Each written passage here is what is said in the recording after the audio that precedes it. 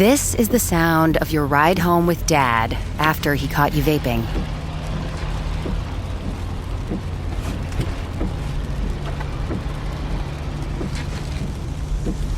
Awkward, isn't it? Most vapes contain seriously addictive levels of nicotine and disappointment. Know the real cost of vapes. Brought to you by the FDA. You know when you reach that age where everyone and their mother won't shut up about their credit scores, yet it seems like no one really understands what's so special about those 3 random numbers? That's because credit scores are meaningless, unless you have Credit Karma to show you how to use them. We use those 3 random numbers, plus your financial profile, to help you find your next opportunity. Like a more rewarding credit card, a game plan that helps you pay down debt faster, or a personal loan to help you save more on interest payments each month. Cha-ching! Download Intuit Credit Karma today to get started. 1, 2, 3, 4.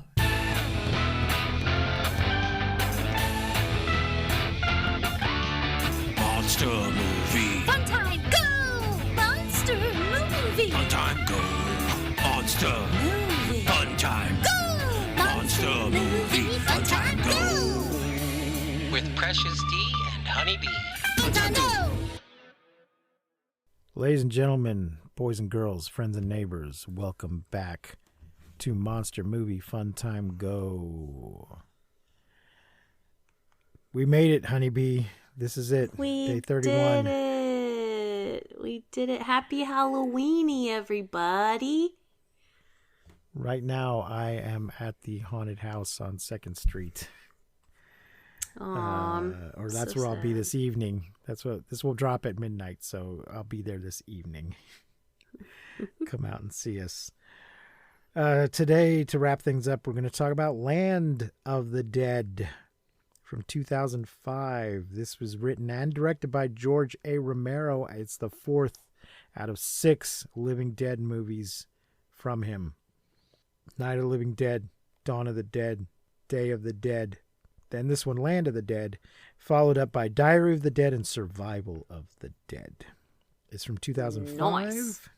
Its budget was 15 to 19 million, and the gross was 46 million, which makes it the highest grossing in his particular series of zombie movies. Not at all the highest grossing zombie movie ever, but the highest grossing of his movies, which all modern zombie movies owe a debt to George A. Romero. Our movie concept of the hungry zombie comes from his movie Night of the Living Dead. Thank you, George. It's 97 minutes. It's in color. It's in English. The cast is Simon Baker as Riley Dembo, John Leguizamo as Cholo de Mora, Dennis Hopper as Paul Kaufman, Asia Argento as Slack. That is the daughter of Dario Argento, an Italian filmmaker who has worked with George Romero and made his own zombie movies as well as assisting George in his.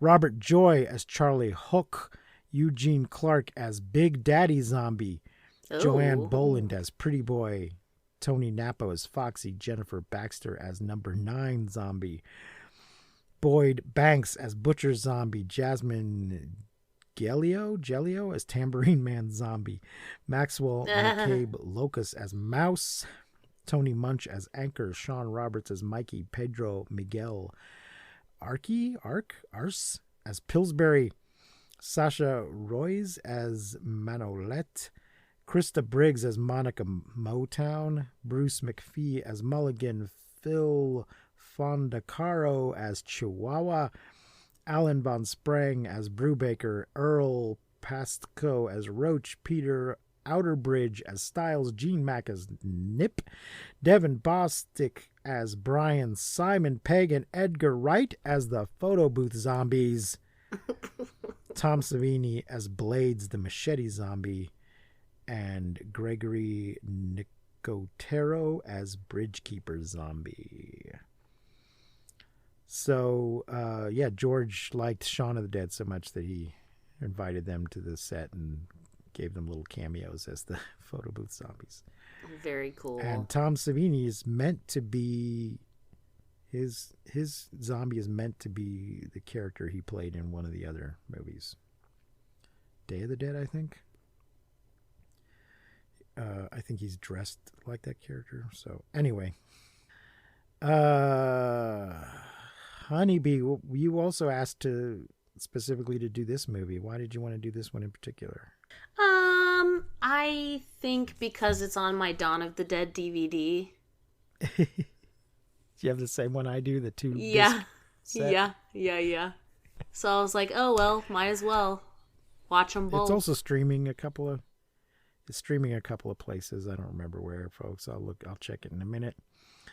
Now this one's actually about something. Honeybee, what is this movie really about? This movie is really about capitalism. Yep. Of some sort. Just like Welcome to Raccoon City. Yeah. It's on Peacock. It's streaming on Peacock, but you can also buy and rent it from all the other places. Nice. Yes, this movie is about capitalism that is somehow still going.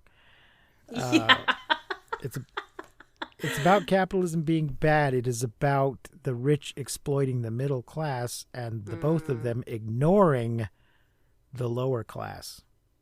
Yeah. The lower class in this case being the zombies, who in this world are starting to change and evolve. They're sort of remembering. They have some sense memory of when they were alive.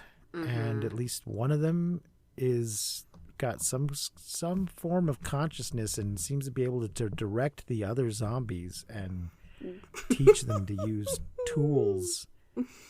And they purposely come for the living that are holed up in this walled city. They're in they're in the Golden Triangle area of downtown Pittsburgh is where the humans have holed up. And the rich humans are living in a building called Fiddler's Green.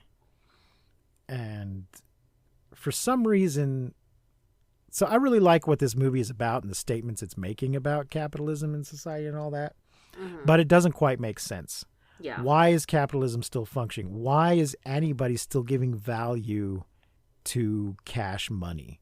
Because there doesn't seem to be... they're just living in like a feudal state, but there is no federal government that we can tell that is still backing this money or issuing new money or making any sort of guarantees about the value of the money. In this particular world, people have just decided that still means something. And that if I give you some of this, you'll come work for me. And that I own this thing because I have enough of the paper. Yeah. I don't love it. I don't love that about this movie. Like I think it's kind of strange that this movie, like, it's a zombie movie, but also when the movie starts, like, we're not starting at the beginning of the apocalypse. Like, it's already happened. Like, we're already here. The zombies, zombies like outnumber people by like a lot. And it's kind of just, I feel like it just kind of doesn't quite hit the mark in that way. It just really does feel like, oh, this is trying to like be about something. And I kind of wish it was just a zombie movie, you know? But yeah, I think it just kind of hits, like, it just misses the mark a little bit. There are things I love about this movie, but I can't tell what takes me out of the movie more, if it's like the storyline of this, like, money situation, or if it's like kind of the bad makeup. Like, I feel like it just doesn't look great. Like, I feel like the prosthetics and things, just like some of the deaths are great, like the stomping on the head, or like something going through a head. Like, every now and then we get like these like good kills, and I can really appreciate that. But when it's just like a zombie looking into a camera, I'm like, that's not that great. It didn't bug me. I really liked what it was trying to say about just the whole situation about society and everything. Yeah. I was willing to overlook the fact that the fact that capitalism is still going doesn't quite make sense, but it doesn't quite make sense now. Right. There's no reason now why we should be putting up with this bullshit. So I think the idea that some people would still be dumb enough to go, oh, okay, he's got the money. He says he owns it, so I guess he does. Yeah. And you'll pay me to do your shit work, okay? Rather than everybody just saying, no, do it yourself. Why should I go out and gather supplies for you just because you've paid me to? Why shouldn't I just go out and gather supplies for myself? And he talks about, at one point he's like, I set this up and I did this and I did this. And I'm like, no, you didn't. You might have had an idea, but I mean, this is exactly how capitalism works. Just because you had an idea, you didn't actually do any of that. You had a bunch of other people do it for you, and now you're benefiting from what they've done. And this is all just a bunch of bullshit. Yeah. Also, I think, and I don't know if this was Romero's purpose or idea, but I think in a way it also represents like climate change, in that a change is happening to the zombies. The environment that they're used to living in, because they've settled in and they've things are running pretty smoothly, but a change is happening, and people on the ground are trying to sound the warning. Hey, the situation is changing. We need to do something about it. But the people at the top are ignoring it because they're rich and comfortable, and it'll interfere with their comfy, cushy lives if they acknowledge that things are changing. And so they all end up dead because they didn't heed the warning signs of the changing situation. Yeah. So I don't know if George was specifically thinking about climate change or just thinking about the eventual possible revolution of the poor getting tired of putting up with this shit and coming to eat the rich. But this whole situation could have been avoided. Not all of it. The zombies would have come to get them eventually. But part of the problem that happens could have been avoided if Dennis Hopper's character wasn't a racist piece of shit. Because John Leguizamo has saved up enough money. He's been working for Dennis Hopper, as everybody is. He's running both the legitimate businesses and the crime. And Leguizamo has saved up enough money to get an apartment in Fiddler's Green. And when he tells Dennis Hopper that this is his plan, he's like, ooh, I don't know. There's a long waiting list. It's and Leguizamo immediately realizes, oh, you mean it's restricted? It's because I'm brown. Come on, man, don't do this to me. I've been working hard. Don't do this to me. And then he tries to blackmail him. He's like, I know what you've been up to. I've been taking out your garbage, and I'll let everybody know unless you let me move in here. And it's, if he had just let him buy the apartment with the money he saved up, then Leguizamo wouldn't have gone rogue and threatened to blow up the city. Yeah. Unless he gave him $5 million. And again, he wants $5 million not to shoot these missiles at the tower. How does he know that $5 million is going to do him any good anywhere else? When he goes to, they do mention there being other places and other outposts, but I guess they've all just decided to honor U.S. currency still. So I don't know. But if we just accept the premise that that's what it is, yeah, then fine. But Dennis Hopper brought it on himself. Yeah, for sure. Yeah, I love when the Big Daddy zombie, like, because, at the beginning we see him, like, with the gas pump, like, he hears the bell go off, and he obviously used to do that, so he, like, comes out, and he, like, grabs the gas pump, and he, like, turns around, like, puts it back, walks back, and then at the end, when he, like, is killing Dennis Hopper's character, Kaufman, I think his name is, he, like, puts the gas pump thing, what is it called? I don't know. The handle through the windshield, like, fills the car with gas. I really love that part. It was a very nice full circle moment. I will say, though, I think the guy who plays Riley, I I just really didn't believe him. I just really didn't believe that he was the guy that he was like acting to be. It just felt very much like I'm acting. But I do think that John Leguizamo playing Cholo, and then the guy who played Charlie, which is the guy with the half-burned face, I felt like they did really great. I really loved. I didn't feel like they were like acting as much as like I feel like the guy who played Riley is like, I am a good guy, but I don't care. I got to get out of here, bro. Where's my car? Like I don't know. I just really didn't feel like. I just kind of felt like he was like, I don't know. I just wish he was a different guy. I guess maybe it's because he's Australian. What? Playing an American. Maybe okay. Maybe, maybe you're right. I was just looking him up. I just looked him up. He's Simon Lucas Baker. Okay. Best known as Patrick Jane in the CBS drama The Mentalist. Which ran much longer than I thought it did. And he got a Primetime Emmy Award. Okay. For that. Mr. Baker, work. But he's Australian, so he was putting on an American accent. Okay, maybe something about that just wasn't coming through. Maybe so. You could detect that he was faking it. I think I could, because I'm just like, there's nothing really he did that was like wrong, and like I get the character, right? And like even when Cholo goes and they're like trying to steal the truck, and he's like, "Where's Riley?" Like everyone kind of like respects him, and he's kind of the leader of the dipshits, right? And like all the poor people and shit. But it's like I don't know. I think it might have been him trying to like, maybe it's that he was like, I am an American. Here is my R's. I don't know. I think part of what I'm hearing is that the character is presented as a kind of charismatic leader that everybody likes. Yes. And you weren't quite right getting that from I was not. From his performance. Yes. You weren't buying it. Mm-hmm. Because, he does kind of seem like, well, I'm done. I'm out of here. Goodbye, everybody. I got my car and I'm leaving. It's my last day. I don't actually give a shit. Yeah. But then we're supposed to believe that he does give a shit.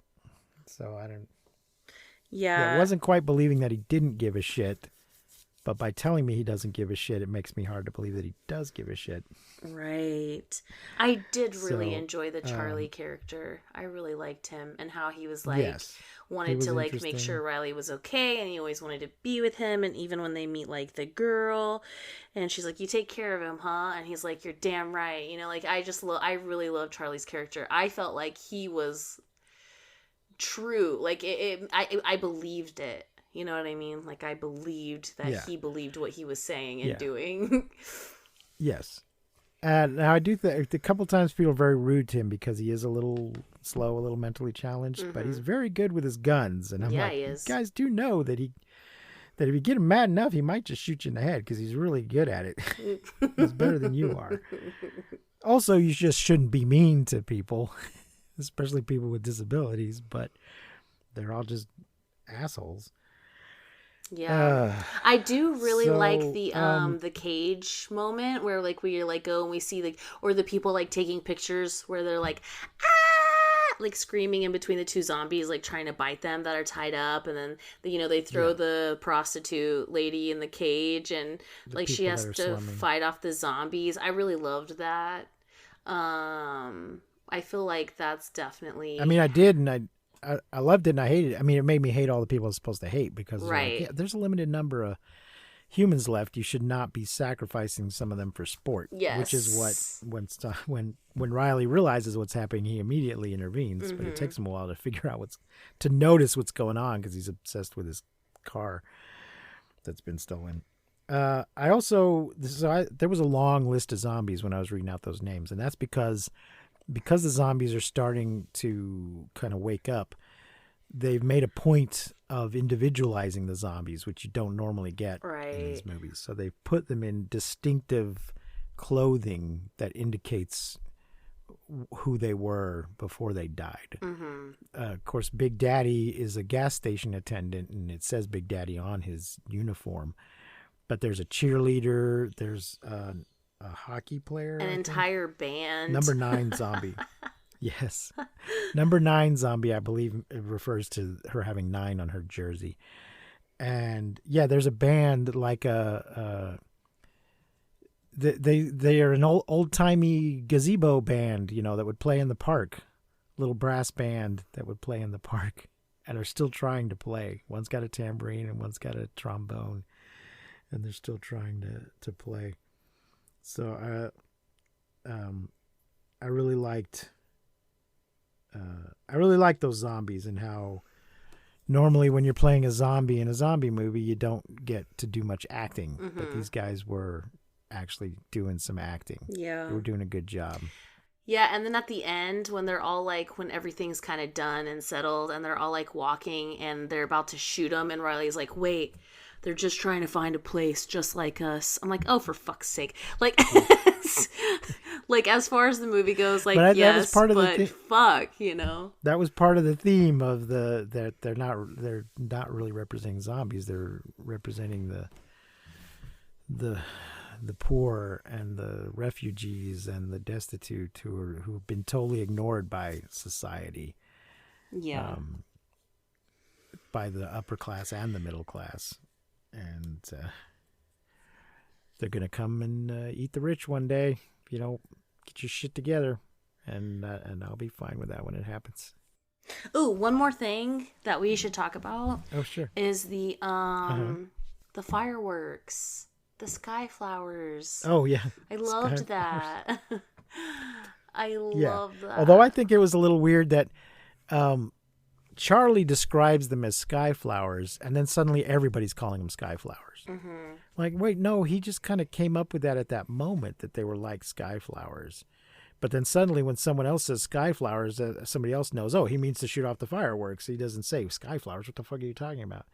So I thought that was a little weird. But yeah, the idea is that the zombies they're just like, are distracted by fireworks. They'll just stop what they're doing and they'll stop what they're doing and look at the fireworks. I love that. Until they don't. Yes. At the end, as they've been slowly waking up, and at the end, it works for a moment, and then they're like, wait a minute, which is again plays into our theme that there's a tendency to try to distract the poor from their problems with just pretty lights and noises, and with entertainment and look over there. That's what you should be. You don't pay attention to what I'm doing. Look over there. And they wake up and wait. It's like, no, wait. You're just trying to distract me. I'm going to continue to revolt. Yeah. And eat you. So who is your favorite character in this movie? Ryan Reynolds here for, I guess, my 100th Mint commercial. No, don't. I mean, honestly, when I started this, I thought I only have to do like 4 of these. I mean, it's unlimited premium wireless for $15 a month. How are there still people paying 2 or 3 times that much? I'm sorry, I shouldn't be victim blaming here. Give it a try at mintmobile.com/save. Whenever you're ready. $45 upfront payment equivalent to $15 per month. New customers on first 3-month plan only. Taxes and fees extra. Speed slower above 40 gigabytes. See details. Imagine what's possible when learning doesn't get in the way of life. At Capella University, our game-changing FlexPath learning format lets you set your own deadline so you can learn at a time and pace that works for you. It's an education you can tailor to your schedule. That means you don't have to put your life on hold to pursue your professional goals. Instead, enjoy learning your way and earn your degree without missing a beat. A different future is closer than you think with Capella University. Learn more at capella.edu. I think probably Charlie. Yeah. I'd say Charlie or Big Daddy. Big Daddy. I liked Big Daddy. I did kind of like Slack. Yeah. Asia Argento. I don't remember them actually calling her Slack, but yeah, she's very adorable though. Love her. But I think I would say either Charlie, Big Daddy, or I also like Cholo. I am a John Leguizamo fan. I do like Leguizamo. I thought his character was fairly unlikable. Yeah, but definitely. I've enjoyed a lot of things Leguizamo has done.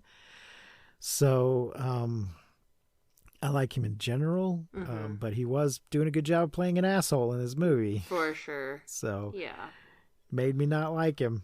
Made me not like him. I kind of love how he waits to like become a zombie and then like fuck the dude over. Like I love that. Like he's like, "Do you want me to shoot you?" And he's like, "Nah, just take me to this spot and drop me off."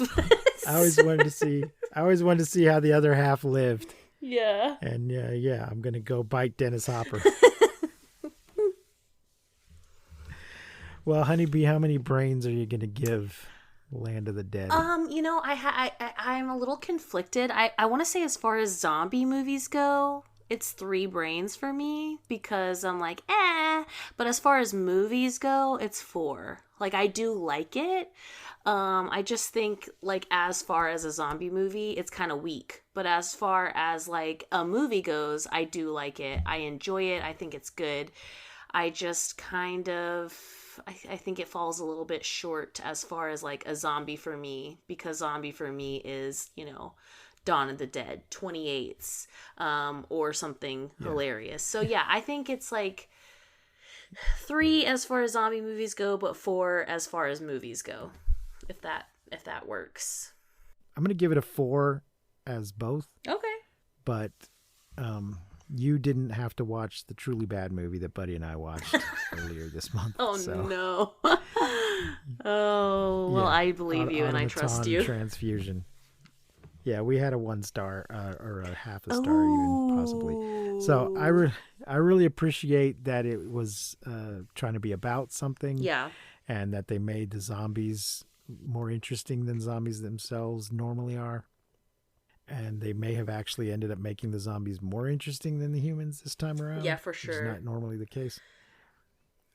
So I'm going to give it 4 stars. I liked it. Yeah, I'll say. I think that'll wrap it up for. That's going to wrap it up for today and for the month. Thank you. If you've been with us all month long for 31 Days of the Dead for 2004, we'll be back with our regular programming in just a couple of days. I don't remember what movie it's going to be. I think Clash of the Titans. I'm not sure. If you've enjoyed what we've done here, please rate and review us and like and subscribe on all of the things, and consider supporting us on Patreon, where we will be doing a random shit soon. And if you're might not even put it on our YouTube. ready for Halloween to be over, go and listen to some of our other 31 Days of Horror. Yes. Yeah. So thank you once again. Until next time, I have been Precious D. And I've been Honey Bee. Remember to keep calm and take shelter in basements. And please, don't misuse science. We won't see you, but you will hear us next time on Monster Movie Fun Time Go. Yay! You've been listening to Monster Movie Fun Time Go. If you enjoyed the show, please consider rating and reviewing us on your podcasting platform of choice. You can leave us a message and find links to all our things at mmftg.com.